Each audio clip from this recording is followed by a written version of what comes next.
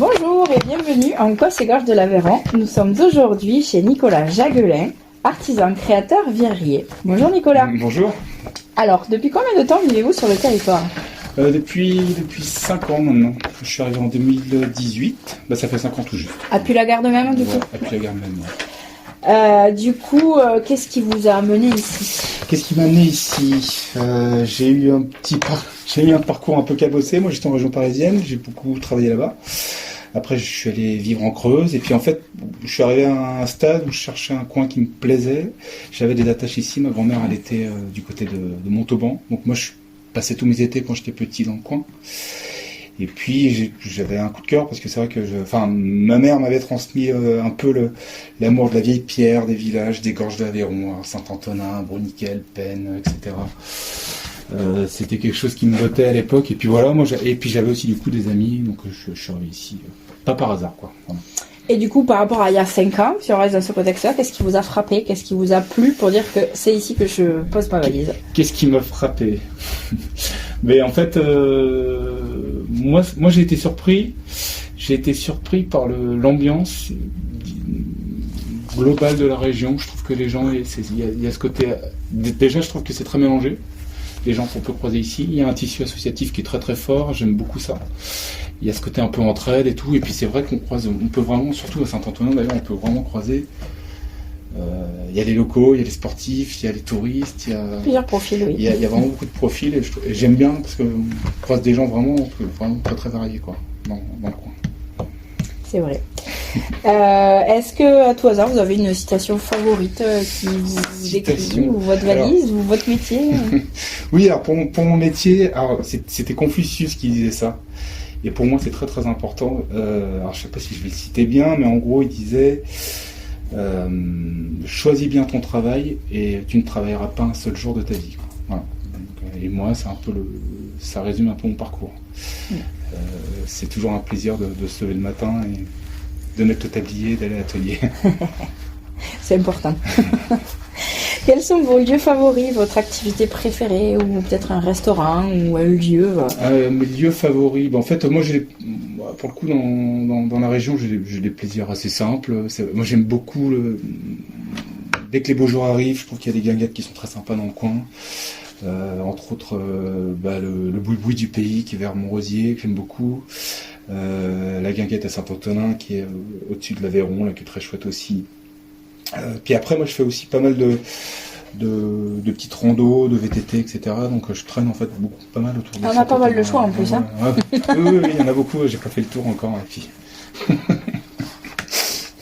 Alors, pour parler un peu plus de votre travail, quelle est votre activité ? Alors, je suis verrier. Donc voilà, je crée des vitraux, je restaure des vitraux.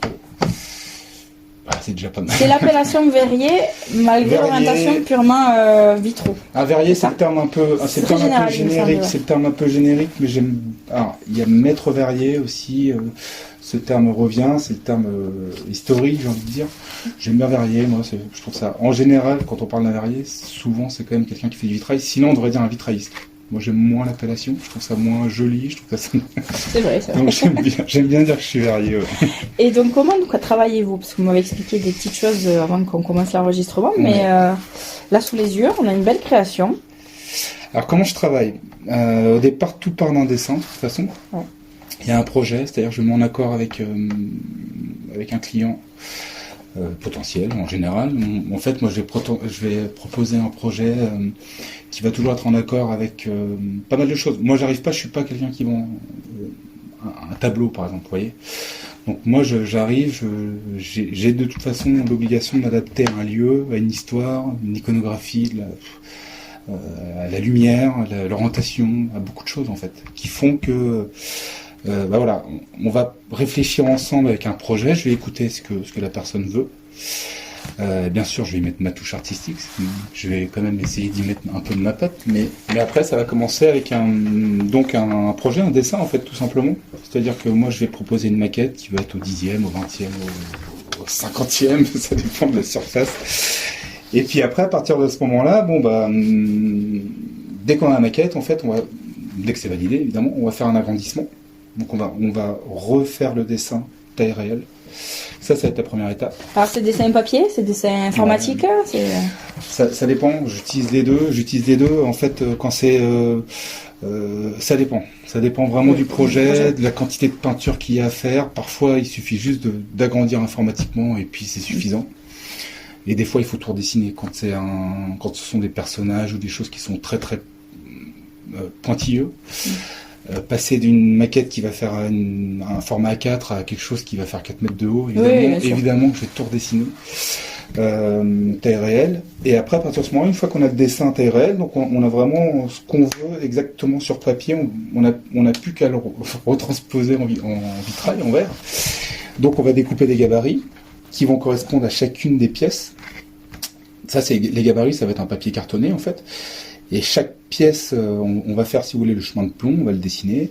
On va découper les gabarits qui vont correspondre à chacune des pièces. Et après, à partir de ce moment-là, on va découper les verres au coupe-verre. Alors, à l'époque, ils utilisaient un diamant. Maintenant, on utilise un peu moins le diamant. Moi, personnellement, j'utilise une molette. En fait, c'est un coupe-verre avec une petite molette en tungstène. On va découper les pièces de verre, on va les peindre. Une fois peintes, on va les passer au four. Et après, on va l'assembler en du plomb. Ah oui, donc le verre arrive d'une couleur neutre et c'est vous qui donnez la teinte Non. En fait, on travaille, la plupart du temps, on travaille avec des verres antiques qui sont soufflés, comme ils faisaient au Moyen-Âge, qui sont déjà peints dans la masse. C'est-à-dire qu'en fait, moi, j'ai un stock, comme vous pouvez le voir, j'ai un stock de verre bleu, de verre jaune, de verre... Des couleurs primaires, voilà. Pas que primaire. Et puis voilà, à partir de ce moment-là, la peinture, elle intervient pour amener des ombres, en fait. Mais la couleur, on se sert, essentiellement. Après, il y a encore des exceptions. Il y a des émaux, il y a des peintures colorées, etc. Mais essentiellement, on vient apporter des ombres avec une peinture qui s'appelle la grisaille, qui va nous permettre de peindre les visages, les mains, etc. Après, chaque vitrail est unique. On a plein de médiums qui nous permettent, si vous voulez, selon le projet, de nous adapter, quoi. Donc c'est un processus de création qui est quand même un peu long. C'est assez long. Il faut pas être impatient pour faire du vitrail. Non, et puis vous êtes autant créateur que restaurateur. Ouais, donc, je fais parce que là, je vois, on a un vitrail contemporain, mais si vous êtes sur une restauration, c'est en fonction de la taille de la pièce, donc c'est pas possible de donner une idée du début du projet jusqu'à la fin sur une taille. La restauration, c'est très très variable aussi. Ça peut être tout reprendre à zéro, c'est-à-dire vous changez tous les plombs, vous démontez tout le vitrail, vous récupérez toutes les pièces, vous les nettoyez une par une, vous remontez en plomb. En espérant qu'il n'y ait pas trop de casse, etc. Donc ça, c'est le projet complet, mais la plupart du temps, on peut faire des repiquages, c'est ce que je vous expliquais tout à l'heure, c'est-à-dire changer localement la pièce qui est cassée, quand les plombs le permettent et qu'ils sont en bon état, c'est ce qu'on fait. Et si la pièce, elle est peinte, on n'a plus qu'à reproduire, c'est ce que je vous disais tout à l'heure, on essaye de comprendre un peu ce que le peintre qui est passé avant nous, il a voulu dire, comment il peignait, quel est son style, et on va essayer de se calquer sur ça, en fait. Faites de nombreux voyages dans le temps, quand même. C'est sympa. Mais c'est un héritage c'est un métier de patrimoine, de toute façon. Et puis ce qui est marrant, c'est que même nous, je dis nous, je parle au nom des verriers, je sais pas s'ils le font tous, mais normalement, c'est vrai que même quand vous posez une création, par exemple, je vais vous donner une anecdote qui est un peu bête, mais on va prévoir des filets de scellement, c'est-à-dire par exemple si vous mettez un vitrail dans une église, vous allez prévoir un filet qui va servir à être recouvert de chaux. On sait que celui-ci, on va le casser, c'est pas pour nous, c'est pour celui qui le restaurera dans 50 ans, vous voyez. Ah, pour laisser une trace. Ouais, non, c'est pas pour laisser une trace, c'est pour lui rendre service, parce que lui, quand il va démonter son vitrail, il l'abîmera pas, grâce à ça. D'accord. Donc c'est des petites choses comme ça, on est issu de cette tradition du patrimoine. Le verrier, il signait pas les vitraux jusqu'au 19e siècle. C'était pas un artiste à part entière, entre guillemets. C'était pas considéré comme ça. C'était quelqu'un qui était au service de l'église à l'époque, surtout. Et lui, il rendait des services au patrimoine, mais on le considérait pas comme un artiste peintre, etc. Donc il y a ce lourd passif qu'on parle de quelque chose qui est plus fort que nous, en fait. J'ai envie de dire. La vieille pierre. Et du coup, quelles sont vos convictions à travers votre métier ? Justement, ça découle, je sais pas, ça découle naturellement de ce que je viens de dire, peut-être. J'ai pas de... De transmettre toujours donc le patrimoine. Ouais, voilà, il y a ça. Il y a vraiment ça, en fait. C'est inscrit dans le métier, mais je pense qu'il n'y a pas que chez les verriers que ça fait ça. Tous les tailleurs de pierre, j'imagine que c'est pareil. Enfin, il y a tout un tas de métiers où où on est dans une sorte de transmission. Donc j'arrive justement sans conviction. Moi, je m'ouvre à tous les projets, je regarde quel est le projet, j'essaie de m'imprégner du bâtiment, de l'histoire, etc. Et puis j'essaie de faire le passe-plat entre mon ancêtre et puis mon petit enfant, quoi. Et du coup, est-ce qu'on peut dire que c'est un métier, sans que ce soit péjoratif, qui n'a pas évolué, c'est-à-dire que c'est des techniques ancestrales qui se transmettent encore, qui sont toujours d'actualité dans le travail du vitrail? Il y a eu quelques nouvelles techniques qui ont été inventées au XXe siècle. Il y a eu le fusing. Le fusing, c'est le vitrail sans plomb. Donc, on peut faire un vitrail avec que de la fusion du verre. On va prendre un verre de base, on va mettre plusieurs verres colorés dessus. Et du coup, on n'aura pas de plomb, en fait. On n'aura que du verre, ça sera voilà. Mais sinon, le vitrail traditionnel au plomb, le vitrail tel qu'on le connaît, c'est une technique qui a quasiment pas évolué du tout. Les outils sont un petit peu raffinés, si vous voulez. Ils sont un peu plus précis, etc. Mais c'est les mêmes outils que l'époque, en fait.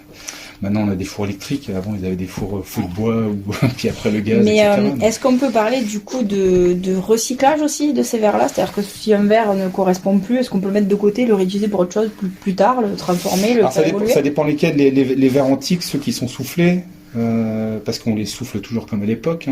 Il y a des verres Ridar où les verres sont soufflés. Moi, je travaille beaucoup avec ces verres-là. On n'est pas obligé de travailler avec ces verres-là, mais quand on fait de la restauration, par exemple, on est obligé. Ces verres-là, on peut pas en faire grand-chose. Moi, je garde des caisses et on récupère les chutes parce que ça a un certain coût. Si on peut les utiliser, tant mieux, mais en général, non. Après, il y a des verres qui se refondent, mais ceux-là, non. Ils ont trop de défauts en eux ça va casser, en fait. Ils sont difficiles à réutiliser. Et pour évoquer votre métier à travers l'esprit sensoriel, parce que là, quand même, ça fait appel à beaucoup de sens, il me semble. L'esprit... Le toucher, vous êtes déjà... Voilà, parce que vous voyez tous les défauts juste au toucher. Tout à l'heure, je vous ai vu, on passe à la main comme ça. Oui, c'est ça, oui, bien sûr. Là, tout à l'heure, c'était... Effectivement, je vous montrais, ça passe beaucoup par les mains. De toute façon, mon métier il est dans mes mains. L'œil. C'est sûr. Puis finalement, la luminosité, parce que c'est vrai que... C'est exactement ça, ouais, c'est ça. Moi, en fait, j'ai toujours perçu mon métier comme... je suis quelqu'un qui comment dire, qui taille la lumière, en fait. Moi, j'interviens sur la lumière, en fait. Donc, c'est-à-dire que c'est ça qui m'intéresse, moi. En fait, c'est de voir à la fin comment la révélation, ouais. Voilà, c'est ça, comment la pièce, le lieu, il a changé parce qu'on lui a donné une atmosphère. Vous voyez, dans un hall de guerre, on va pas intervenir de la même façon que dans une église ou dans une salle de bain. Vous voyez. Donc en fait, il y a ce travail de la lumière pour moi, c'est ça qui m'avait donné ce coup de cœur pour ce métier. Et c'est ça avec lequel je me bats tous les jours. Et est-ce qu'on peut parler de vos projets pour l'avenir? Parce que... Alors j'ai quelques devis pour cours. C'est pas une période extraordinaire comme je vous disais tout à l'heure, mais c'est parce qu'en général les gens ils attendent un peu les beaux jours pour que ça reparte. C'est plus facile. Et c'est vrai que les hivers sont toujours un peu plus calmes en ce qui me concerne en tout cas, parce que moi je fais vraiment beaucoup à la commande, quoi. Et puis je vais faire des formations aussi bientôt là. Je vais ouvrir des ateliers. Il se trouve qu'il y a un local à Puy-la-Garde qui est un local associatif. Et voilà, je vais. Alors atelier pour des particuliers ou pour des pros, chambres de commerce Non, ça sera vraiment des cours du cours loisir pour les particuliers. Des ateliers qui seront pour faire son propre vitrail. Voilà, c'est ça. En fait, les gens ils arrivent avec leur projet, puis moi je les épaule de A à Z.